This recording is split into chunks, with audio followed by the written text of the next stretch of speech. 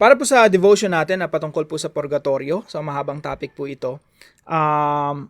Yung purgatorio po kasi ito yung tinatawag nating purification station, kaya purging. No? Ipa-purge ka muna bago ka umakyat sa langit. Yan po yung katuruan. According sa mga tradisyon at according sa extra biblical sources. Again, ako po ay Bible believer and Bible teacher. Naniniwala po ako sa sinasabi ng Biblia. At sa Biblia po ay wala po ako nakikitang purgatory. Pero sa outside the Bible, doon po nakukuha yung katuruan patungkol sa purgatory. Now, sinasabi po ni Apostol Pablo na kapag ikaw ay namatay, to be absent from the body is to be present with the Lord. Ibig sabihin, pag ikaw namatay ka, makakasama mo na ang Panginoon. Hindi ka nadadaan sa purgatory.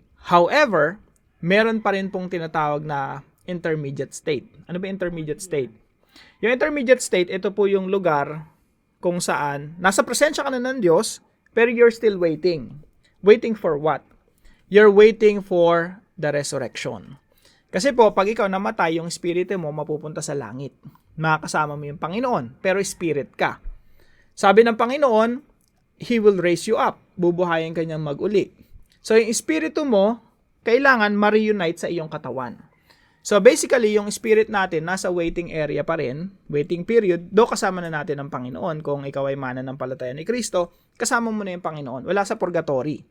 Wala sa, nandun ka sa intermediate state, pero kasama mo na si Lord, waiting for the resurrection. Kailan po mangyayari yung resurrection o muling pagkabuhay muli?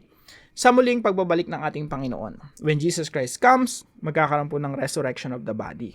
Ibig sabihin, yun tayo mga mananampalataya at yung mga namatay na, simula pa ng unang panahon, they will be resurrected from the dead. Ibig sabihin, mabubuhay silang mag-uli, magkakaroon sila ng perfect body. At yung katawan nila ay katulad na ng katawan ng Panginoong Hesukristo. Now, according sa teaching ng purgatory, kapag ikaw naman ay masamang tao, diretso ka na sa impyerno. No? Kaya yung purgatory is not second chance. Yung purgatory ay para sa mga taong ligtas. Pero, hindi pa fully ligtas. Kailangan mo pang linisin. Linisin dito sa purification station or purification area. Para sa akin, mahirap unawain or mahirap panampalatayahan na ikaw ay nanampalataya sa Panginoong Hesukristo, si Jesus Christ namatay na doon sa krus, binuhos niya ng kanyang dugo, tapos nanampalataya ka kay Jesus. Napakahirap paniwalaan on my part na hindi pa sapat yon. Si Jesus Christ naghirap ng husto doon sa krus ng Kalbaryo. Binuhos niya ang kanya, nilatigo, sinuntok, binugbog, at halos bakbakin yung kanyang likod ng paghampas sa kanya ng latigong may mga, may mga parang sima. And then he carried the cross. I don't think na yung paghihirap na ginawa ng Panginoon Hesukristo doon sa krus ay hindi pa sapat. I believe that what Jesus Christ did on the cross is sufficient, is enough. And right before Jesus Christ died on the cross, sabi niya, it is finished. Ano po ibig sabihin nun? Yung pagliligtas, yung work of salvation, yung pagliligtas, it is finished. Yung paglilinis sa atin, it is finished.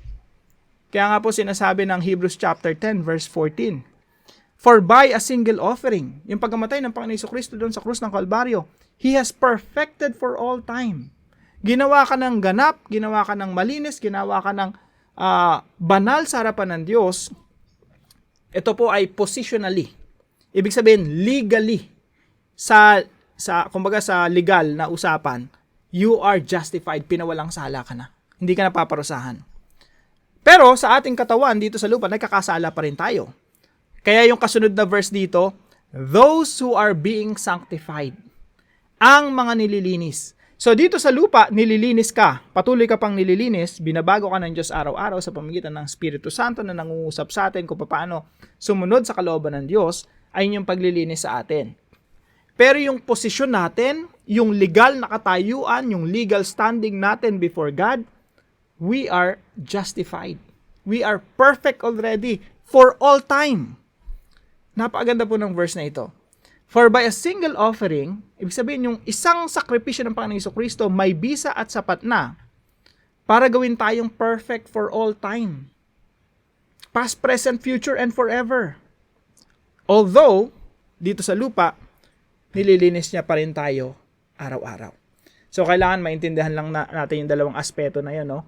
Una, yung katayuan natin dito sa laman, dito sa lupa, nagkakasala pa tayo, kaya nililinis tayo. Pero yung isa nating katayuan, yung legal standing, legal sa harapan ng Diyos, you are justified, pinawalang sala na. And that's for all time. Kaya po tayo nagkakaroon ng kaligtasan. So, I hope may natutunan po kayo dito sa devotion natin na ito at patuloy po kayong pagpalain ng ating Panginoon. At kung kayo man ay naniniwala sa purgatory, gusto ko lang i-remind kayo na wala yun sa Bible, pero nandoon yun sa mga extra biblical sources.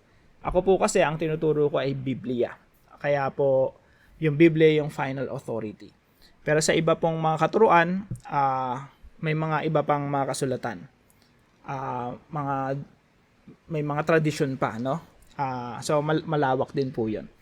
Kung ano man ang mga paniniwala natin, I just want to remind everyone na we have to love one another and we have to respect one another. So yun lang po, pagpalain ka ng ating Panginoon. See you po tomorrow 5 a.m. dito po sa ating Daily Devotions.